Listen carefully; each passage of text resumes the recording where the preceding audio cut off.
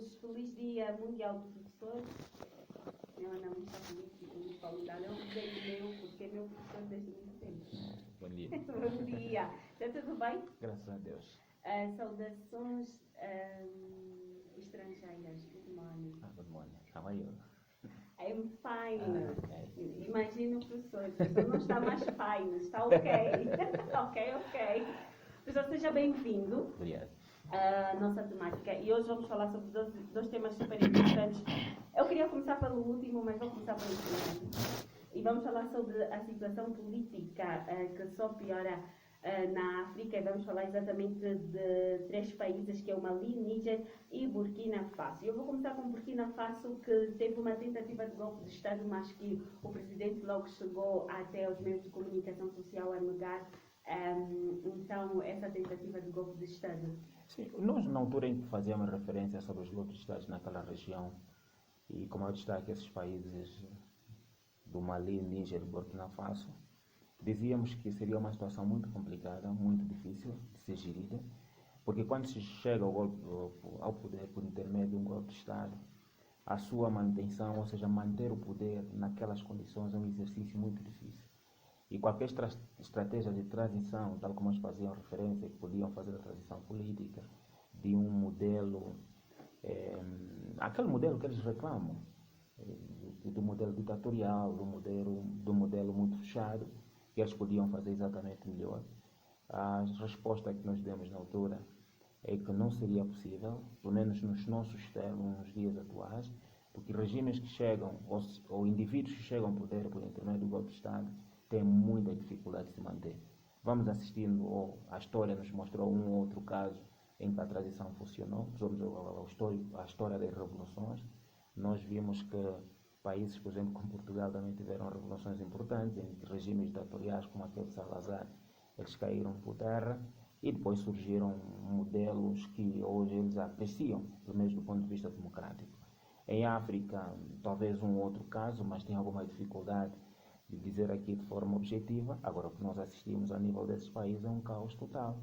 É uma situação muito complicada, porque o que é que se passa com Mali e o Burkina Faso? Fundamentalmente esses dois países.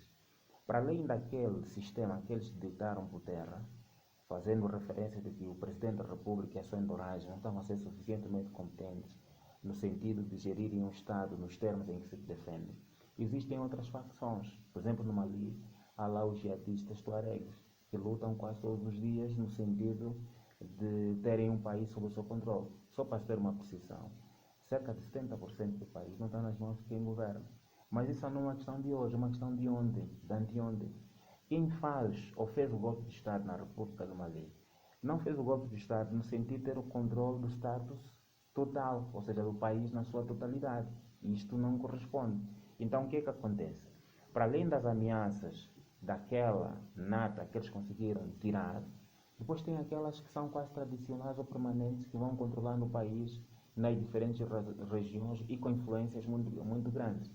Porque a questão dos golpes de Estado, e nós vimos a população, por exemplo, a jubilar, e com razão, como é óbvio, porque a condição social a que muitos desses países vivem, como por exemplo o Níger, é o quinto país do mundo mais pobre, faz parte do top 10 dos países mais pobres, tem cooperações importantes com países como os Estados Unidos da América, França, Alemanha, mas não consegue andar com o seu próprio pé, antes pelo contrário, é uma desgraça quase que permanente.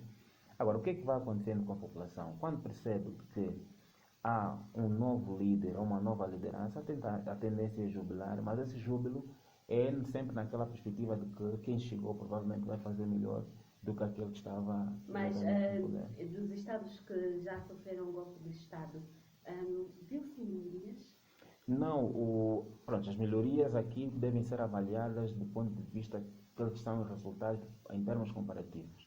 O mesmo é dizer assim, se mais de 80% da população nigeriana vive na pobreza extrema, agora podemos admitir que pelo menos 5 a 2, ou seja, 2, 5, 10% da população conseguiu sair da linha vermelha para estar numa condição relativamente melhor. É o contrário. Se aquilo já é uma pobreza tremenda, o que nós estamos a assistir é de que aqueles mais pobres e vulneráveis, a sua qualidade de vida piorou. Aqui, em termos sociais, nós não temos melhorias nenhuma, seja do ponto de vista social, educativo, social, educativo, social, em termos de saúde, nós não temos melhorias praticamente nenhumas.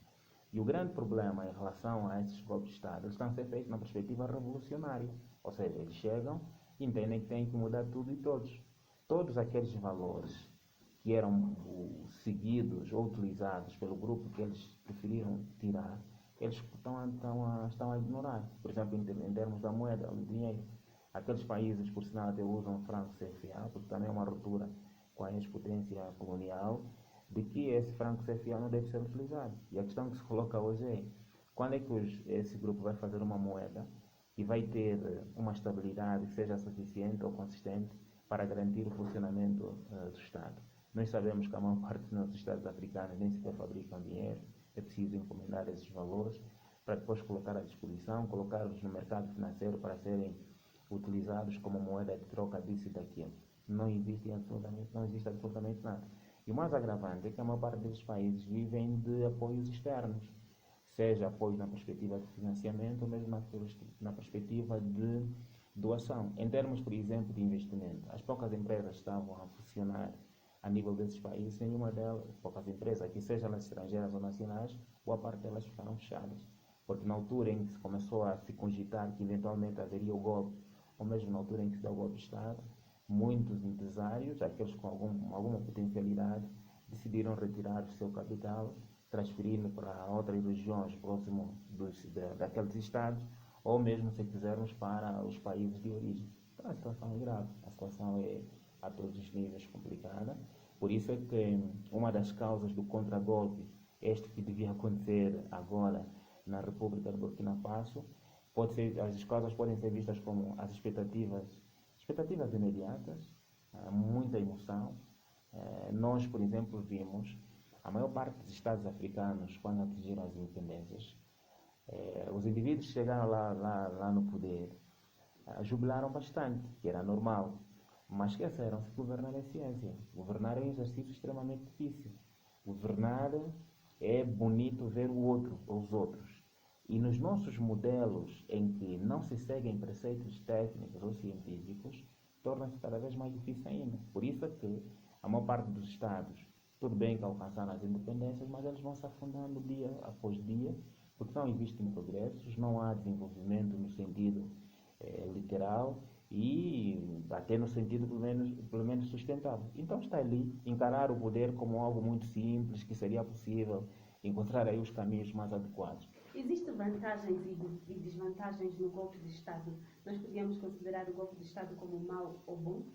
Os golpes de Estado, não obstante serem defendidos em muitos espaços, eles podem ser vistos, e a palavra vantagem sempre precisa ser utilizada nessa definição, porque não soa bem dizer que o golpe tem vantagem, porque isso depois cria outras situações. O que nós recomendamos do ponto de vista técnico, do ponto de vista da ciência política, é que não se chegue para o poder por intermédio de um golpe de Estado. Porque, não obstante se defender algum aspecto que possa ser vantajoso, principalmente naqueles modelos em que é necessário que se faça uma revolução, porque quem está lá está a destruir, está a matar, e nós podemos, por exemplo, buscar aqui exemplos para repetir as palavras. Tivemos aquela questão, por exemplo, da Alemanha, de Hitler. Nós vimos o que Hitler, por exemplo, fazia em relação ao seu povo e ao povo judeu. O que é que se fez com Hitler? Pronto, aquilo foi mais que um golpe de Estado. Havia necessidade de se destruir aquele modelo. Nós temos hoje, por exemplo, regimes com características, não digo nazis, mas que defendem valores antagônicos ou, se quisermos, anacrônicos, valores atemporais. Temos, por exemplo, aquela dimensão jihadista radical. E isso está a se passar também a nível desses países, porque há lá tendências muito fortes. Estes indivíduos que chegaram ao poder, por exemplo, eu posso lhe garantir que a forma de tirá-los vai ser por intermédio de um golpe. Se quem conseguir fazer um golpe, aquela tendência, aí podemos admitir a vantagem. Nós vimos aquela situação que se viveu na República Sul-Africana, na altura do apartheid, em que os negros eram completamente discriminados na sua terra, e a luta empreendida por Nelson Mandela e seus pares para derrubar o regime do apartheid. Nesses termos, se este grupo, que é dono da terra, que vê que a sua terra está a ser surrupiada, a ser roubada em quase tudo, incluindo até na dimensão cultural, é claro que podemos admitir que realizar um golpe naquela dimensão pode ser exatamente importante, mas ainda assim a perspectiva negocial é sempre a mais importante ser defendida, porque as consequências de um golpe são, não digo até imprevisíveis, elas são visíveis. Porque nós vemos hoje a nível da República, dessas repúblicas, por exemplo, o que é que nós estamos a assistir? Vamos ter a tendência dos regimes continuarem a serem militares. Qualquer perspectiva de haver uma mudança para um regime civil vai ser uma dimensão ditatorial. Por outras palavras, os mesmos militares vão se transformar em civis, depois vão fazer do país um Estado, ou dos países Estados ditatoriais. E o mais grave ainda é a questão da caça às bruxas. Ou seja, todos aqueles indivíduos que seguiam os valores do regime anterior, automaticamente vão ser perseguidos e vão ser mortos. E nós sabemos que nessa estratégia de caçar aqueles indivíduos que provavelmente comiam naquele prato e agora têm que comer o nosso prato, temos a tendência depois de ir eliminando, eu estou a utilizar a palavra tempo, prontos, e há aqueles indivíduos que nem sequer têm nada a ver com isso. Então os golpes, eles não são recomendáveis de maneira alguma, seja quem faz, seja a pessoa a quem se dirige o golpe, porque as consequências são muito delicadas. Aliás, o que nós vamos assistir agora nesses países é eles um dia também serem corridos através de golpes de Estado. Só para se ter uma percepção, em menos de 3 anos, nós tivemos cerca de 8 golpes de Estado. São muitos golpes.